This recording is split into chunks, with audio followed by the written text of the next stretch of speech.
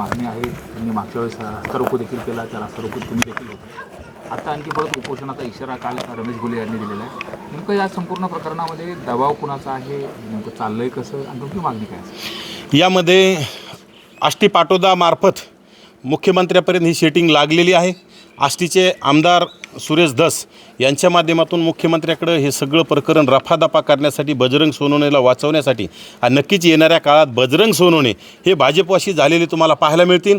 आणि आता सध्या भाजपच्या नेत्यांना काय पडलं आहे की कोणी काही करून चोऱ्या करून या, काही करून या, पण भाजपमध्ये प्रवेश करत असेल तर तुमच्या सगळ्या चोऱ्याला पावल्या जातील. तुम्ही किती मर्डर्स करून या, लोकांना कापून या, सगळं तुमचं दाखवलं जाईल. फक्त भाजप प्रवेश करण्याची त्यांनी मानसिकता दाखवली पाहिजे. त्यातूनच बजरंग सोनवणे मुख्यमंत्र्याला वेळोवेळी भेटून सिद्ध केलेलं आहे. बजरंग सोनवणे हे नक्कीच भाजपमध्ये जाणार असल्यामुळं त्यांच्या मुलांना वाचवण्यासाठी सुरेश धसांच्या माध्यमातून प्रयत्न सुरू आहे. आणि त्यामुळे ह्या प्रकरणात मला वाटत नाही की जोपर्यंत मुख्यमंत्र्यांनी खरं आणि खोटं खऱ्या आणि खोट्याचा चष्मा जोपर्यंत मुख्यमंत्री लावत नाहीत तोपर्यंत विलास घुले आणि घुले कुटुंबियांना न्याय मिळणार नाही. रात्री पंकजा मुंडेंनी देखील मुख्यमंत्र्यांची भेट घेतली होती.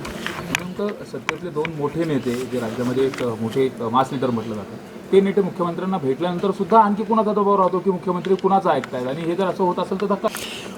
माझं असं मत आहे की धनंजय मुंडे साहेब असतील, पंकजाताई यांनी आता धनंजय मुंडे येऊन गेले, पंकजाताई काल येऊन गेल्या, यांनी वास्तव आणि सगळ्या गोष्टी मुख्यमंत्र्यासमोर मांडल्या पाहिजे आणि मुख्यमंत्र्यापुढे खऱ्या आणि खोट्याचा हट्ट धरला पाहिजे.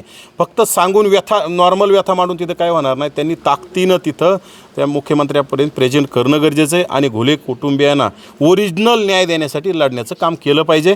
आणि मुख्यमंत्री जर न्याय देण्याचा प्रयत्न करत नसतील तर नक्कीच प्रसारमाध्यमासमोर येऊन त्यांनी सुद्धा सांगितलं पाहिजे की मुख्यमंत्र्याला कुठेतरी बजरंग सोनवणे यांना सत्तेत घ्यायचे, भाजपमध्ये घ्यायचे म्हणून हे प्रकरण दडपण्याचा प्रयत्न आहे असं त्यांनी सुद्धा बोललं पाहिजे. जे आम्ही बोलतोय ते आमच्या नेत्यांनी सुद्धा बोललं पाहिजे. मातब्बर मुंडे आणि हे काय जाणीवपूर्वक केलं जातं का, हे षडयंत्र आहे? हे बघा, राज्यामध्ये जात पाहून न्याय देण्याचं काम सुरू आहे आणि तशाच पद्धतीने हे चाललेलं आपल्याला पाहायला मिळतं आहे. आणि तोच प्रकार आता बीडमध्ये कुठेतरी मुंडे कुटुंबाला, मुंडे बंधू भगिनींना संपवण्यासाठी सुरेश धसांच्या माध्यमातून सातत्यानं प्रयत्न सुरू आहेत. सुरेश धस जरी आमदार असले तर मुख्यमंत्र्याकडे त्यांचं वजन आहे आणि त्यांच्या माध्यमातून सुरेश धसांना बजरंग सोनवणे इकडे आणायचे आहेत. अनेक आमदार, मग ते तुमचे बीडचे आमदार असतील, असे आमदार इकडे BJPकडे आणण्यासाठी आणि आत्ताच नुकतेच जयंत पाटलांची भेट असेल, ह्या सगळ्या गोष्टी त्यामुळं आता कोणी आपल्याकडे येतं आहे. आणि भाजपला खासदारांची गरज असल्यामुळं काही गोष्टी देशामध्ये काही बदल घडवायचे आहेत की संविधान दडपायचं आहे, काही कुटाने करायचे, त्यासाठी खासदारांची संख्या वाढवायची. त्यातूनच हे केलेलं प्रयोग आहे. त्याच्यामधून असे घुलेंसारखे अनेक प्रकरण दडपवण्याचं सुद्धा काम झालेलं तुम्हाला पाहायला मिळेल. मुंडे कुटुंबाला कोण करतंय, राज्यातले बडे नेते त्याच्यातून सुरेश धसांच्या माध्यमातून कोण करतंय सर्वांना माहिती आहे. ते सांगायची काही गरज नाही. राज्याचे कोण करतंय हे सगळ्यांना माहिती आहे. विशेषतः पंकजा मुंडेंना संपवण्यासाठी यापूर्वीसुद्धा अनेक वेळा प्रयत्न झाले.